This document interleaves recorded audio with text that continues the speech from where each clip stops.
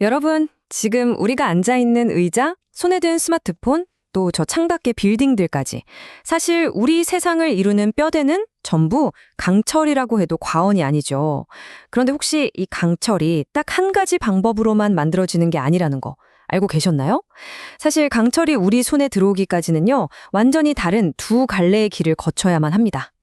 오늘 바로 그 두 여정을 한번 따라가 보면서 어떤 선택이 우리의 미래를 바꾸게 될지 같이 한번 파헤쳐 보겠습니다.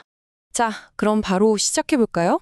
아주 재미있는 질문 하나로 문을 열어볼게요. 파리의 상징이잖아요. 저 아름다운 에펠탑.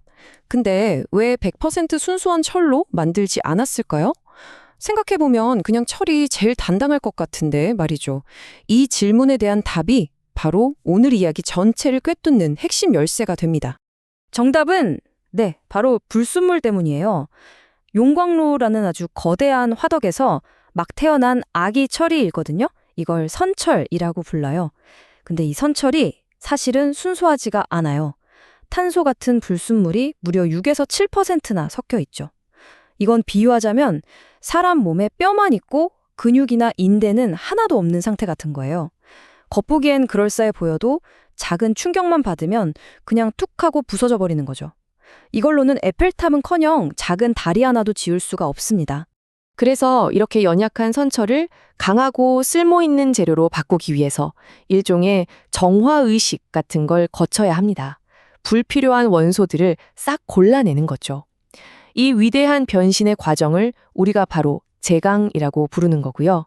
맞습니다. 에펠탑을 저렇게 굳건히 서 있게 하는 비밀이 바로 여기에 숨어 있었던 거예요. 자, 이제 펄펄 끓는 이 쇳물은 강철로 다시 태어나기 위한 운명의 갈림길에 딱 서게 됩니다. 여기서부터가 정말 중요해요. 왜냐하면 어떤 길을 선택하느냐에 따라 강철의 탄생 스토리뿐만 아니라 우리 지구의 미래까지 완전히 달라지거든요. 자, 첫 번째 길부터 한번 가볼까요? 이 길은 인류의 산업혁명을 이끌었고 지금도 전 세계 철강 생산의 대부분을 차지하는 아주 거대하고 또 장엄한 길입니다. 이 길의 출발점은 바로 자연 그 자체입니다. 땅속에서 캐는 철광석과 석탄을 저기 보이는 거대한 고로, 그러니까 용광로에 쏟아붓는 거죠. 정말 상상도 못할 뜨거운 열로 모든 걸 녹여서 쇳물을 만들어내는 겁니다. 말 그대로 무에서 유를 창조하는 가장 근원적인 방식이라고 할 수 있죠. 그럼 저 이글거리는 용광로 안에서는 도대체 무슨 일이 벌어질까요? 여기에 순수한 산소를 어마어마한 압력으로 확 불어넣습니다. 근데 이 산소의 역할이 진짜 기가 막혀요. 마치 파티 입구에서 딱 버티고 서서 VIP만 들여보내는 까다로운 문지기처럼 강철이 되는데 방해되는 탄소 같은 불순물들만 정확히 콕 집어서 밖으로 쫓아내버리는 거예요. 그렇게 쫓겨난 탄소는 가스가 돼서 날아가 버리고 쇳물은 점점 더 순수하고 강인한 강철로 변신하게 되는 겁니다. 자, 이제 완전히 다른 철학을 가진 두 번째 길로 가보겠습니다. 훨씬 더 현대적이고 어쩌면 우리 시대에 더 필요한 아주 영리한 방법이라고 할 수 있어요. 이 두 번째 길은요, 땅을 파는 대신에 우리 주변 도시를 둘러보는 것에서부터 시작합니다. 이미 자기 역할을 다한 자동차나 낡은 건물, 폐가전 제품 같은 고철들이 바로 원료가 되는 거죠. 이 고철들을 전기로라고 불리는 거대한 전기 용광로에 넣고 녹여서 새로운 생명을 불어넣는 겁니다. 핵심적인 차이가 딱 보이시죠? 첫 번째 길이 자연에서 원재료를 채굴하는 방식이었다면 이 길은 도시에서 자원을 재활용하는 방식인 거예요. 화석 연료 대신 강력한 전기의 힘을 사용해서 낡은 강철에 새로운 심장을 달아주는 정말 놀라운 연금술과도 같죠? 자, 그런데 말이죠. 어떤 길을 거쳐왔든 이야기는 여기서 끝나지 않습니다. 최종 목적지에 도착하기 전에 모든 쇳물이 공통적으로 거쳐야 하는 마지막 관문이 하나 있거든요. 저는 이 과정을 강철을 위한 프리미엄 스파라고 부르는데요. 굳기 직전의 쇳물이 마지막으로 최고급 관리를 받는 거죠. 마치 최고의 셰프가 요리를 내놓기 직전에 소금 한 꼬집, 후추 한 톨로 완벽한 맛을 잡아내는 것처럼요.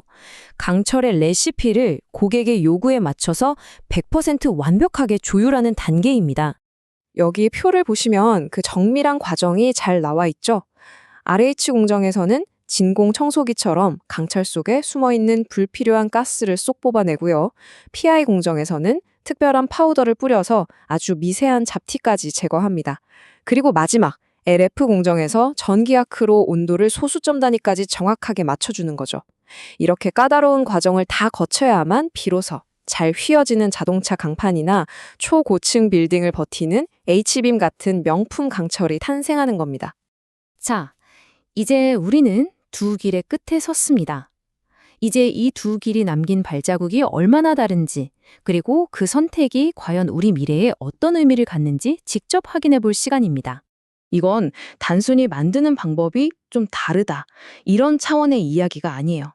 강철이 걸어온 길은 우리가 밟딛고 사는 이 행성에 지워지지 않는 거대한 탄소 발자국을 남기기 때문이죠.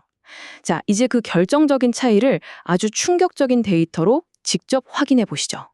이 그래프가 모든 걸 말해줍니다. 전통적인 고로 방식이 내뿜는 연간 이산화탄소량 무려 1억 2,082만 톤입니다.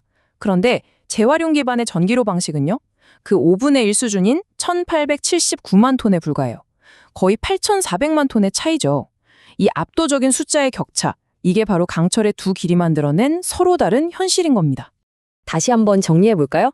전통의 고로 방식은 자연에서 원료를 얻어서 대량 생산을 가능하게 했지만 보시다시피 높은 탄소 배출이라는 무거운 대가를 치러야 합니다. 반면에 혁신의 전기로 방식은 도시의 폐기물을 재활용해서 훨씬 가벼운 탄소 발자국을 남기죠. 그러니까 하나가 성장의 시대를 상징한다면 다른 하나는 지속 가능성의 시대를 상징한다고 볼 수 있겠네요. 오늘 우리는 강철이 걷는 두 개의 길을 따라가 봤습니다. 하나는 더 많이, 더 빠르게 세상을 건설해온 길, 그리고 다른 하나는 더 깨끗하게 다음 세대를 생각하는 길입니다. 미래 도시의 마철로를 올리고 새로운 다리를 놓을 때 우리는 과연 어떤 길로 만들어진 강철을 선택해야 할까요? 이 질문에 대한 답은 아마도 이 영상을 보고 있는 바로 우리 모두의 선택에 달려 있을 겁니다.